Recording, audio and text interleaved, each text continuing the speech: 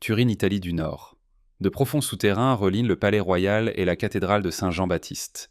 Ici, dans une chambre stérile avec un microclimat contrôlé où la température et l'humidité ne changent d'aucune fraction de degré, pendant des décennies se trouve l'objet le plus controversé, le plus étudié et le plus effrayant de l'histoire de l'humanité. Ce n'est pas de l'or, ni des diamants de la couronne, ni des plans d'une arme secrète perdue de l'Antiquité. C'est un morceau de vieux tissu en laine fragile. Longueur 4 mètres 42 cm. Largeur 1 mètre 13 cm. Le tissu présente un tissage diagonal caractéristique et complexe en chevron ou en herringbone 3 pour 1. Il a jauni avec le temps, porte les cicatrices de l'histoire, les traces d'un terrible incendie en 1532 à Chambéry. Des brûlures causées par de l'argent fondu qui goûtait des taches d'eau qui ont éteint ce feu et des marques de rustiques patchs triangulaires faits par les mains tremblantes de religieuses clarisses tentant de sauver la relique. Mais ce n'est pas tout. Si vous vous approchez, si vous regardez à travers un verre pare-balles de 5 cm d'épaisseur rempli de gaz inerte argon, pour prévenir toute oxydation, vous verrez des ombres. De faibles taches jaunâtres et brunes à peine discernables qui semblent chaotiques de près. Mais si vous reculez d'un pas, ces taches forment une image d'un réalisme troublant, anatomiquement impeccable, stéréoscopique, d'un homme nu allongé les bras croisés. Vu de face et vu de dos, c'est le suaire de Turin. Pour des millions de croyants, c'est le linceul de Jésus-Christ, le seul témoignage matériel de la résurrection, le 5e évangile écrit dans le sang. Avant de passer à la partie principale, nous aimerions vous demander un petit soutien. Un like et un abonnement seraient la meilleure reconnaissance. Merci pour les sceptiques, c'est une contrefaçon médiévale géniale et inégalée créée par Léonard de Vinci ou un maître inconnu pour tromper des pèlerins crédules. Le débat dure depuis 600 ans. Les arguments de la foi se heurtent aux arguments de la raison. Mais au XXIe siècle, le temps de la philosophie et des conjectures est révolu. La science instrumentale rigoureuse et sans compromis entre en jeu. Génétique physique des hautes énergies, spectroscopie criminalistique. Les technologies nous ont permis de faire ce qui était auparavant inimaginable. Nous avons cessé de voir le suaire comme une icône. Nous l'avons regardé comme une scène de crime, comme une preuve cruciale dans une affaire non résolue, comme un disque dur biologique sur lequel est enregistrée l'information. Les scientifiques ont décidé de séquencer l'ADN trouvé sur le tissu. Ils ont décidé de radiographier chaque fibre. Ils ont décidé de décomposer les taches de sang en molécules et atomes. Ils s'attendaient à trouver les traces d'une seule personne ou des traces de peinture d'un artiste médiéval. Mais ce que l'analyse génétique a révélé dans les laboratoires de l'université de Padoue, ce que les physiciens ont vu dans les laboratoires fermés d'ENEA a fait pâlir les chercheurs. Les résultats n'ont pas seulement surpris, ils ont détruit toutes les théories existantes, qu'elles soient athées ou religieuses. Le suaire s'est révélé être non seulement un tissu, mais une carte d'un voyage de 2000 ans. Une carte de souffrance impossible à imiter et une carte d'une explosion d'énergie dont la nature est inconnue de la physique moderne. Nous commençons la plus grande enquête de l'histoire de la criminalistique. Nous suivrons la trace des molécules invisibles de pollen. Nous découvrirons de qui provient réellement le sang qui imprègne ses fils, et pourquoi il crie des tortures dans le langage de la biochimie. Nous analyserons la physique de l'image qui est à la fois un négatif, une hologramme et une radiographie.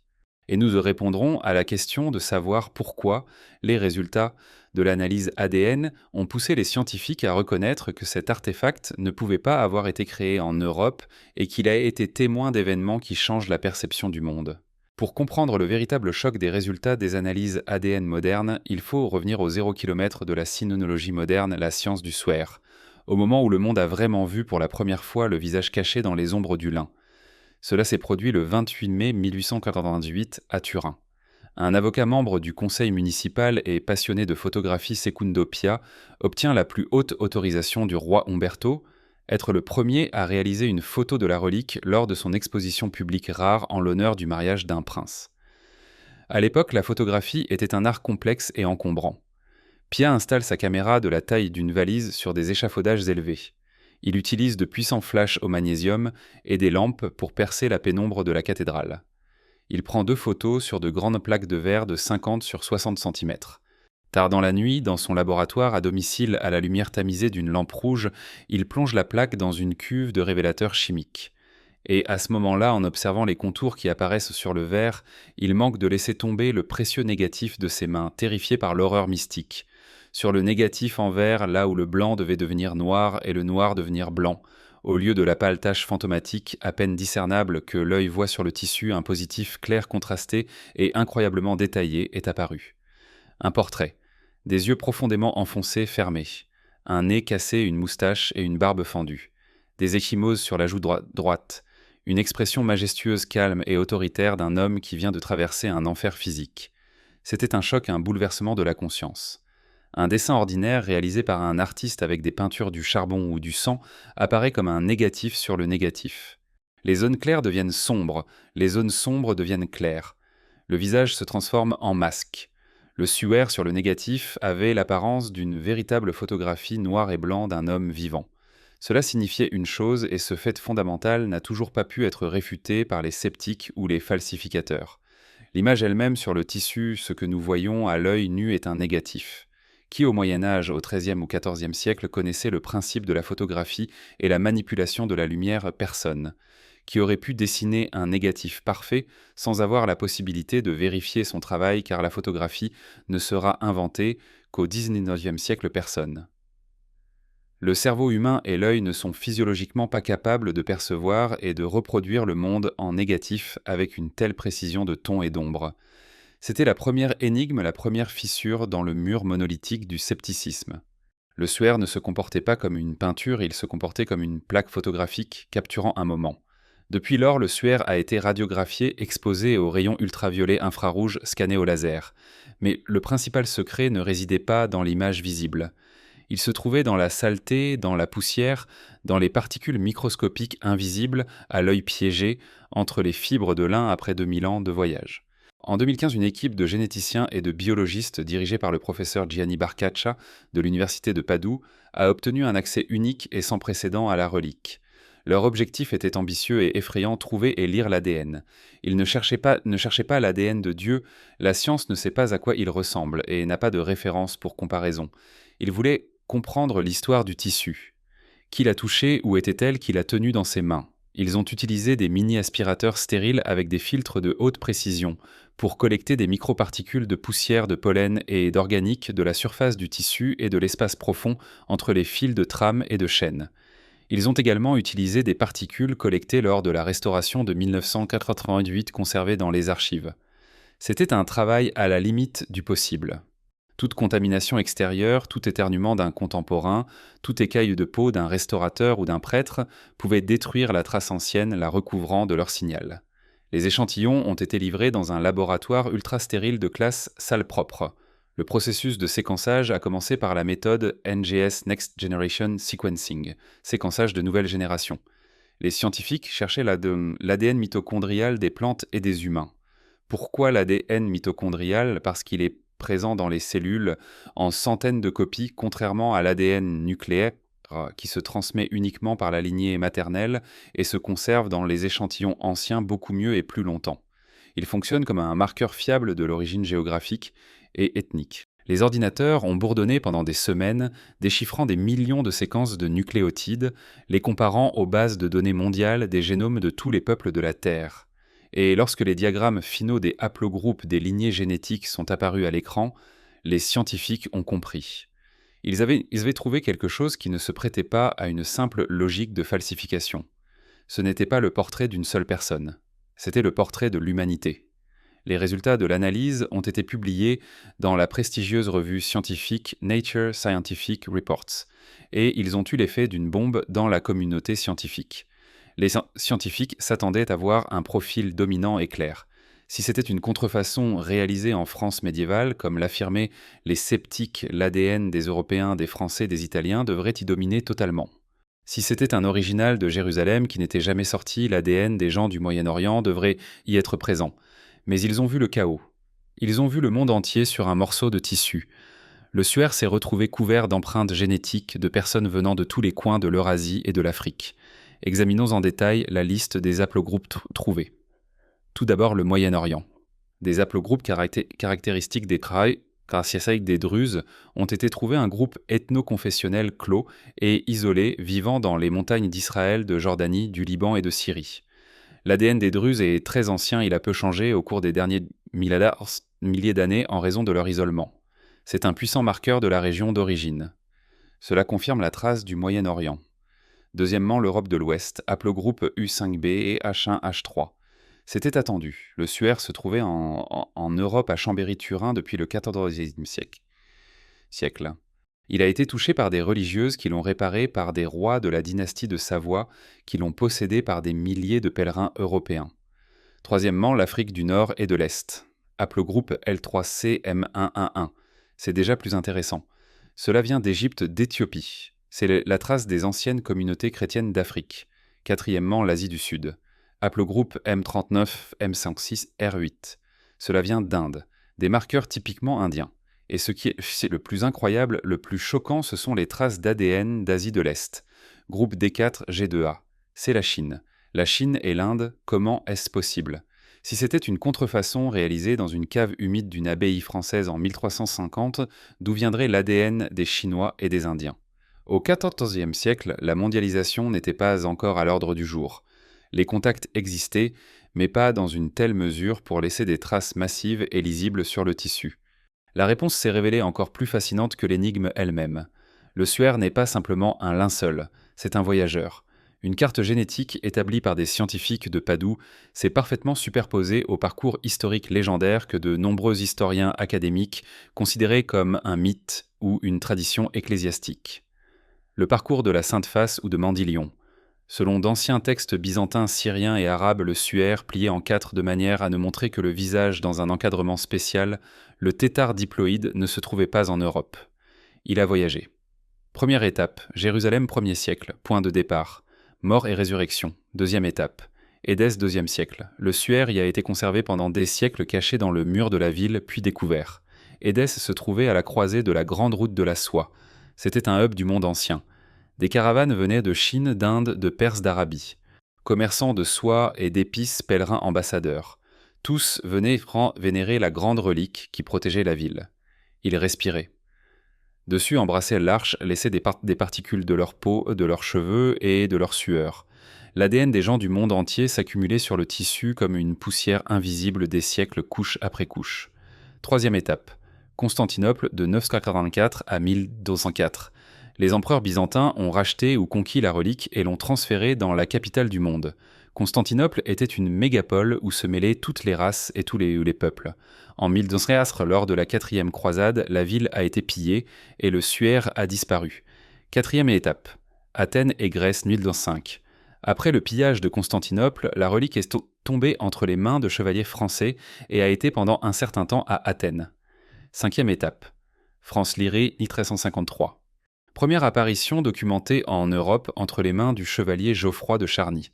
La présence d'ADN indien et chinois est une marque noire pour la théorie de la contrefaçon médiévale européenne. Un falsificateur européen du XIVe siècle n'aurait physiquement pas pu rassembler intentionnellement de la poussière et de l'ADN de personnes provenant de régions dont il avait seulement une vague idée à travers les récits de Marco Polo et ensemencer le tissu pour tromper les généticiens du XXIe siècle. L'ADN sur le suaire est la mémoire collective de l'humanité. C'est la poussière des sandales et des robes de milliers de personnes qui ont regardé ce visage pendant des milliers d'années.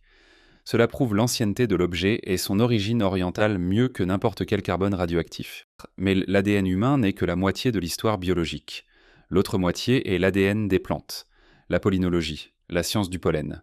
Le célèbre botaniste israélien, le professeur Avinoam Danin de l'Université hébraïque de Jérusalem et le criminologue suisse Max Frey, qui a établi cette méthode, ont mené leur propre enquête indépendante. Ils ont étudié le pollen piégé profondément dans la structure du tissu en lin en utilisant des bandes adhésives pour collecter des échantillons. Leurs conclusions ont fait sensation dans le monde botanique. Le suaire contenait du pollen de 58 espèces de plantes. Parmi elles, 17 espèces poussant en Europe, ce qui est logique compte tenu de l'histoire des 600 dernières années.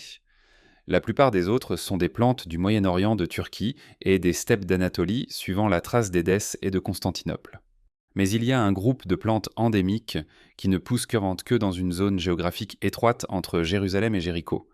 La principale preuve est la plante Gundelia tourneforti, un buisson épineux, un chardon. Son pollen représente presque 50% de tous les échantillons trouvés sur le tissu. Une concentration anormale énorme. Pourquoi mettre des épines dans le cercueil d'un homme de valeur? La réponse est venue lorsque les historiens et les théologiens se sont rappelés la description des passions du Christ, la couronne d'épines. C'est de cette plante Gundelia tournefortii, avec ses longues épines dures comme des aiguilles, que les légionnaires romains auraient pu tresser une couronne pour le roi des Juifs. Cette plante fleurit dans les environs de Jérusalem au printemps pendant la Pâque juive, Pessa. La présence d'une quantité énorme de pollen de ce chardon particulier précisément dans la zone de la tête et des épaules sur le tissu est une preuve directe que le corps a été couronné de cette plante. La deuxième preuve est le Zygophyllum dumossum, un endémique qui ne pousse que dans le désert de Judée et au Sinaï. Son pollen a également été trouvé sur le tissu en quantité significative.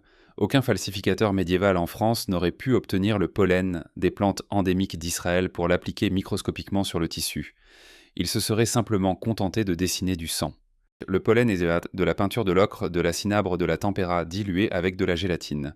Mais en 2017, un groupe de chercheurs italiens dirigé par le professeur Giulio Fanti de l'université de Padoue et des médecins de l'hôpital de Trieste a utilisé la microscopie électronique à transmission à résolution atomique TM et la spectroscopie Raman. Ils ont examiné les taches rouges à l'échelle nanométrique et ils n'ont pas vu de pigments, ils ont vu du sang.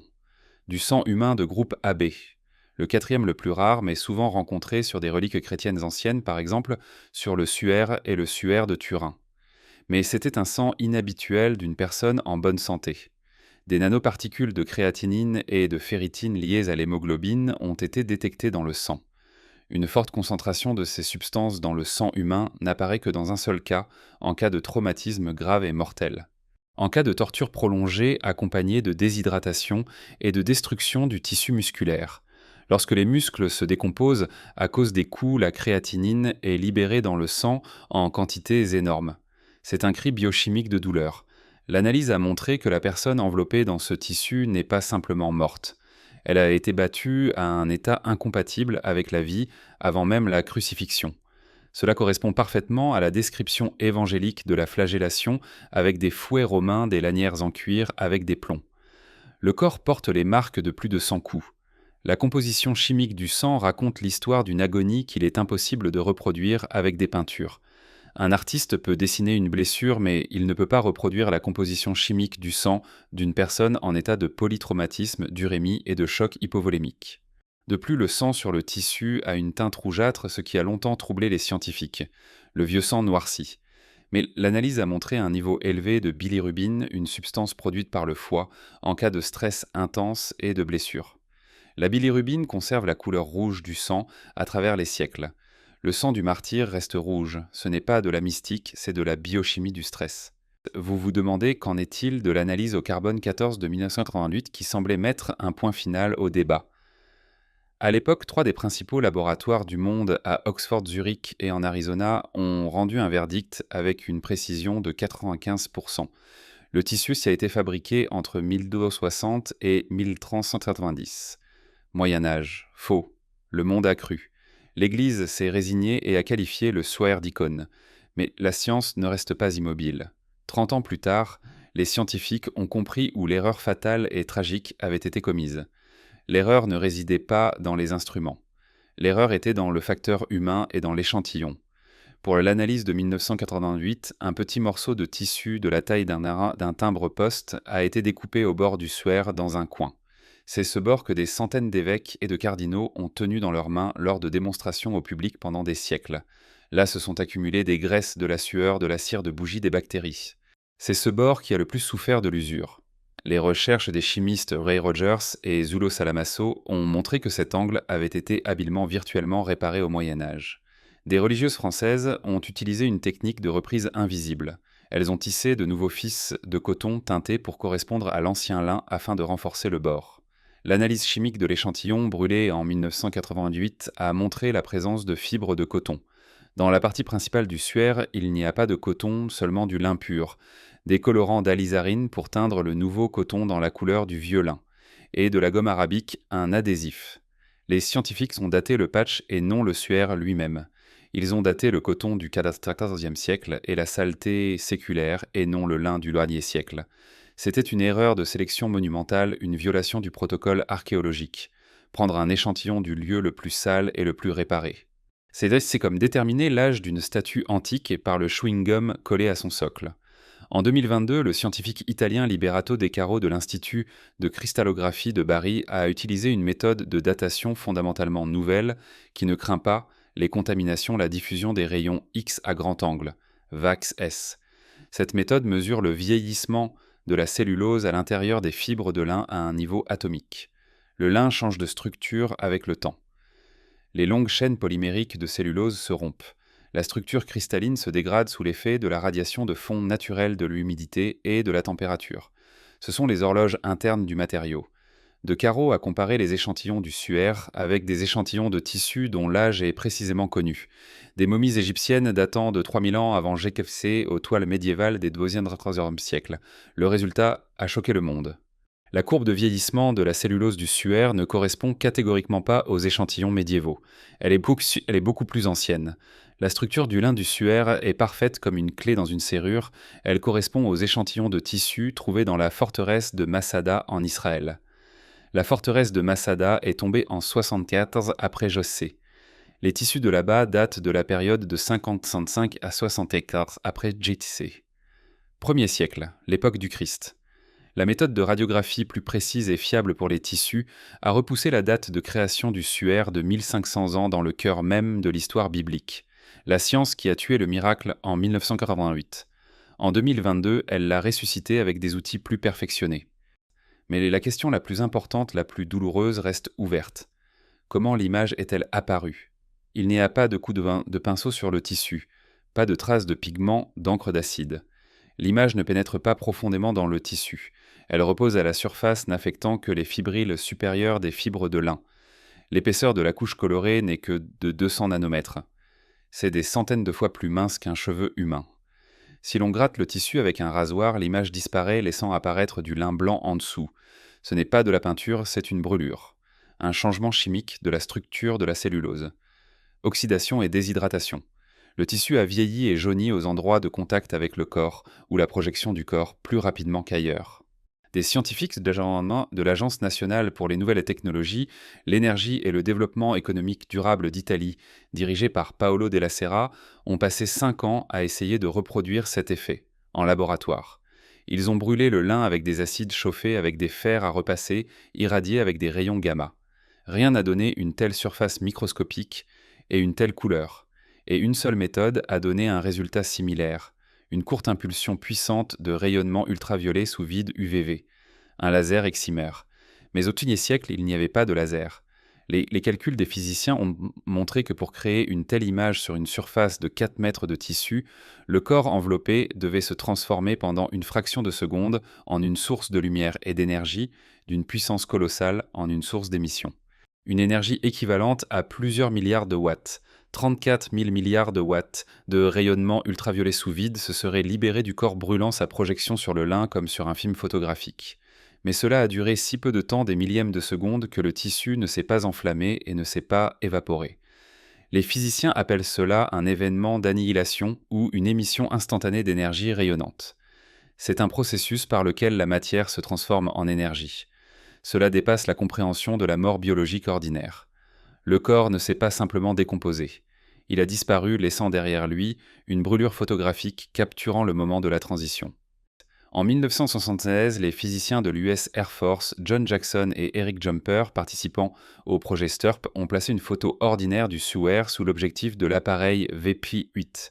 Cet appareil était utilisé par la NASA pour créer des cartes 3D de la surface de la Lune et de Mars en fonction des ombres sur les photos des cratères. Une photo ordinaire ou un tableau dans cet appareil apparaît plate ou déformée, car l'intensité de la lumière sur l'image dépend de la quantité de peinture et d'éclairage et non de la distance. Mais lorsque le VP-8 a scanné le suaire, les scientifiques ont été stupéfaits. Un visage et un corps en 3 dimensions anatomiquement précis sont apparus sur l'écran du moniteur, sans distorsion. Cela signifie que l'intensité de la couleur sur le tissu dépend directement mathématiquement de la distance entre le corps et le tissu au moment de l'éclair. Là où le tissu touchait le nez, la brûlure était plus vive. Là où il était un peu plus éloigné des orbites oculaires, la brûlure était plus faible. Là où la distance dépassait 4 cm, il n'y avait pas d'image. C'est une carte des distances, des informations 3D codées. Aucun artiste au monde, ni Léonard ni Michel-Ange, n'est capable de peindre une image en respectant la loi physique complexe de la diminution de l'intensité de l'émission en fonction de la distance. C'est physiquement impossible à réaliser avec un pinceau et un œil. Cela n'est possible que par l'émission d'un objet volumineux dans toutes les directions. Le suaire n'est pas une peinture, c'est une hologramme, une empreinte quantique de l'homme. Lors de l'analyse tridimensionnelle du visage, les chercheurs ont remarqué d'étranges renflements en forme de disque sur les paupières. Le traitement informatique des images, le renforcement du contraste et la polarisation ont montré qu'il s'agissait d'objets ronds, des pièces de monnaie. Cela correspond à l'ancienne coutume juive de placer des pièces de monnaie ou des morceaux de poterie sur les yeux du défunt afin qu'ils ne s'ouvrent pas. L'agrandissement a permis de distinguer des lettres et des symboles. Sur l'œil droit, on voit un bâton courbé, un litus et les lettres Yukai. C'est une partie de l'inscription de Tiberio Caïcaros. Tibère César. C'est une pièce de lepte de Ponce Pilate, une petite pièce de bronze qui a été frappée en Judée par le préfet romain Ponce Pilate en l'an 29 après JTC. En 29. C'est une parfaite coïncidence chronologique. Les numismates ont confirmé. De telles pièces existaient quand. Et ce qui est le plus étonnant, c'est qu'il y avait effectivement une rare erreur dans l'orthographe du nom de l'empereur. La lettre grecque C sigma au lieu de la lettre latine K, ou la correcte grecque Xaïkaros au lieu de Kaisaros. De telles pièces avec une erreur d'impression sont extrêmement rares. Il n'en existe que quelques-unes dans des collections privées. Un falsificateur médiéval aurait-il pu connaître une pièce rare insignifiante sans valeur avec une erreur d'impression que les archéologues ne trouveraient et ne catalogueraient non qu'au XXe siècle et la représenter sur le tissu de manière à ce qu'elle ne soit visible que sous un scanner 3D et un renforcement informatique. La probabilité de cela est nulle, c'est un saut temporel, c'est la signature de Ponce Pilate. Sur le tissu au niveau des pieds, des genoux et de l'extrémité du nez, de la saleté a été trouvée. De la poussière de rue ordinaire. Mais l'analyse spectrale de la composition minérale de cette poussière, la cristallographie à haute résolution, a révélé la présence de travertin aragonite. C'est une variété de calcaire assez rare. Et c'est de ce calcaire que sont faites les routes, les falaises et les tombes de l'ancien Jérusalem. La signature géologique de Jérusalem est unique. L'analyse spectrale de la saleté du suaire et des échantillons de roches prélevés par des archéologues lors des fouilles à Jérusalem a montré l'identité des spectres. L'homme enveloppé dans le tissu a marché pieds nus sur les routes poussiéreuses de Jérusalem. Il est tombé à genoux, se blessant avec des traces de saleté et d'éraflures sur les genoux mélangés à du sang. Il est tombé face contre terre de la poussière sur le nez, incapable de protéger son visage avec ses mains car elles étaient probablement attachées à la barre transversale de la croix au tibulum. Ce sont des traces physiques du chemin de croix. La précision est frappante par son réalisme et son tragisme. Au Moyen-Âge et à la Renaissance, les artistes représentaient la crucifixion en enfonçant des clous dans les paumes. C'est le canon iconographique. Mais les anatomistes savent que les paumes ne peuvent pas supporter le poids du corps. Les clous déchireraient la chair entre les doigts. Sur le suaire, les blessures causées par les clous ne se trouvent pas sur les paumes, mais sur les poignets dans l'espace de la deste. C'est la seule façon de maintenir le corps sur la croix.